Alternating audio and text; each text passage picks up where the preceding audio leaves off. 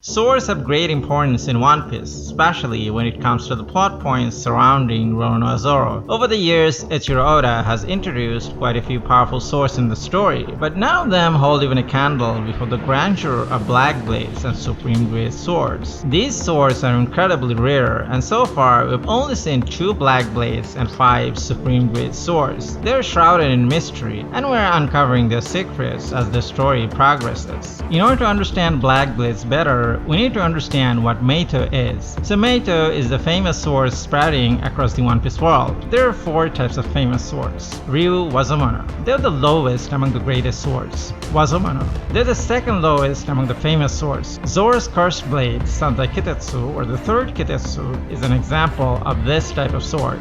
All Wazomono, or great sword. These are the second best type of greatest swords. Zoro's Wado Ichimonji, Enma, Susui, and even Luffy's temporary sword, Nidai Kitetsu, are a few of the examples. Saijo or Wazomono, or Supreme Gear swords. These are the epitome of swords craftsmanship. As I've said before, we have only seen 5 of them in the story, namely Yoru, Ace, Murakumogiri, Yakuza Kasen, and Venus Zoro's Shodai Kitetsu, or the first Kitetsu. Now which one is stronger, Black Blade or Supreme Grade? Before talking about this, we have to understand what Black Blade is and its essence. Among the named swords in the One Piece world, there are a select few are believed to be extra special. These swords are pitch black in color and they're known as Kokuto or Black Blades. The first time we saw this type of sword in the East Blue, Mihawk used it to split Don Creek's ship in half and shatter Zoro's swords. His Black Blade Yoru is believed to be one of the strongest swords, even among the Supreme Grades. Black Blades cannot be forged by any swordsmith. They don't simply exist naturally in the One Piece world. It is entirely up to the swordsman to forge one of them.